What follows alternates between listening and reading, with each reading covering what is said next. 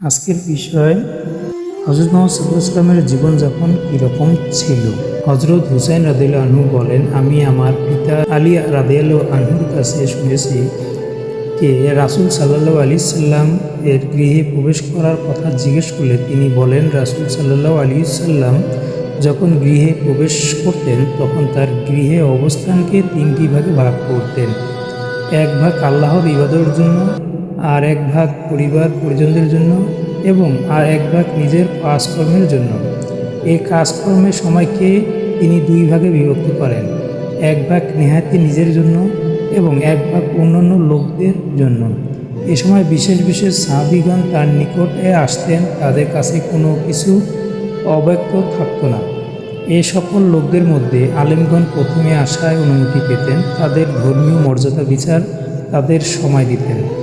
কেউ এক, কেউ দুই, আবার কেউ ততোধিক প্রয়োজন নিয়ে রাসূল সাল্লাল্লাহু আলাইহি ওয়াসাল্লামের কাছে আসতেন।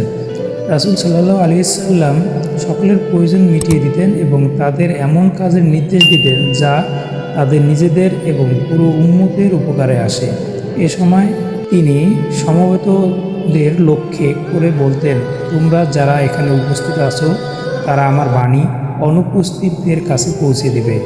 যারা কোনো কারণে আমাকে জিজ্ঞাসা করতে পারেনি, তোমরা তাদেরকে জিজ্ঞাসা আমার কাছ থেকে জেনে নিয়ে তাদেরকে জানিয়ে দেবে।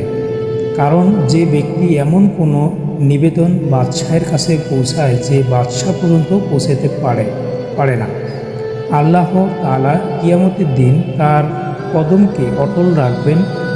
তোমরা এই ব্যাপারে সতর্ক হও।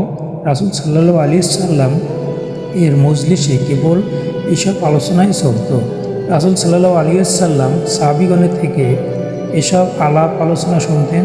সেখানে কোনো প্রকার বহুলাভ কথাবার্তা হতো না। সাহাবীরা ধর্মীয় জ্ঞান আহরণ আগ্রহ নিয়ে আসতেন এবং দ্বীনের স্বাদ গ্রহণ করতেন এবং তারা কল্যাণের দিশারি হয়ে ফিরে যেতেন। হুসাইন রাদিয়াল্লাহু আনহু বলেন, আমি আমার পিতাকে জিজ্ঞাসা করলাম রাসূল সাল্লাল্লাহু আলাইহি সাল্লাম বাইরে যাওয়ার সময় কীরূপ করতেন। তিনি বলেন, রাসূল সাল্লাল্লাহু আলাইহি সাল্লাম অহেতুক কথাবার্তা হতে স্বীয় জবানকে সংযত রাখতেন, মানুষের সাথে সুন্দর ব্যবহার করতেন, তাদেরকে কোনোভাবেই নিরুৎসাহিত করতেন না, সকল গোত্রের সম্মানী ব্যক্তিদের সম্মান করতেন এবং তাদের মধ্যে হতে তাদের নেতা মনোনীত করতেন। লোকদের আল্লাহর শাস্তির ভয় দেখাতেন, স্বীয় সঙ্গীদের খোঁজখবর রাখতেন এবং লোকদের পারস্পরিক সম্পর্ক অনুসন্ধান করে সংশোধন করে দিতেন।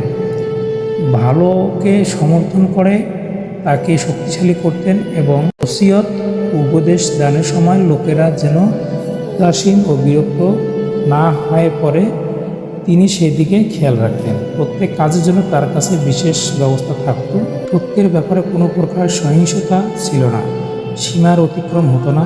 যেসব লোক তার কাছে আসত, যে ব্যক্তি অপরকে মঙ্গল কামনা করত, সেই তার নিকট উত্তম ব্যক্তিরূপে সম্মানিত হতো, আর সেই ব্যক্তি তার কাছে মর্যাদা সম্পন্ন ব্যক্তিরূপে মনে হতো।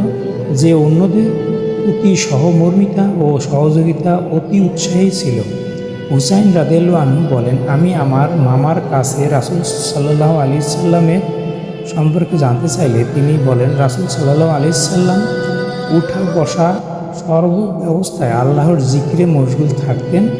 যখন কোথাও যেতেন সেখানে তাকে বসতে দিত, তিনি সেখানেই বসতেন। অন্যদেরকে অনুরূপ করার নির্দেশও দিতেন। তিনি লোকদের মাথা ডিঙিয়ে যেতে নিষেধ করেছেন। একথা সত্য যে তিনি যে আসনেই বসতেন তাই মধ্যমণি আসনে পরিণত হতো। তিনি উপস্থিত সকলের কথাই শুনতেন। উপস্থিত সকলের মনে পড়ত যে রাসূল সাল্লাল্লাহু আলাইহি সাল্লাম আমাকে অধিক মর্যাদা দিয়েছেন। তার কাছে কেউ আসলে সে নিজে উঠে না যাওয়া পর্যন্ত তিনি উঠতেন না। কেউ তার কাছে কিছু চাইলে তা না দিয়ে তাকে ফিরাতো না। না থাকলে নম্রভাবে বুঝিয়ে বলতেন। তার দান সবার জন্য অবধারিত ছিল। মায়া মমতা তিনি সকলের পিতাস্বরূপ ছিলেন। ন্যায় বিচার পাওয়ার ক্ষেত্রে তার নিকট সবাই সমান ছিলেন। তার মজলিস ছিল জ্ঞান, লজ্জা, ধৈর্য, আমানতের। সেখানে কোনো প্রকার হট্টগোল হতো না এবং কারো মান সম্মানের ক্ষতি হতো না। সকলের মর্যাদা সর্বদা পেতেন। তবে তাকওয়ার বিচারে একে অন্যের উপর মর্যাদা সম্পন্ন হতেন, একে অন্যের সঙ্গে বিনম্র ব্যবহার করতেন, বড়দের শ্রদ্ধা, ছোটদের স্নেহ, প্রয়োজনধারীকে অগ্রাধিকার দেওয়া হতো এবং ভিনদেশীদের হেফাজত হতো। এই সকল হাদিস পেতে আমার চ্যানেলটি সাবস্ক্রাইব করে রাখুন।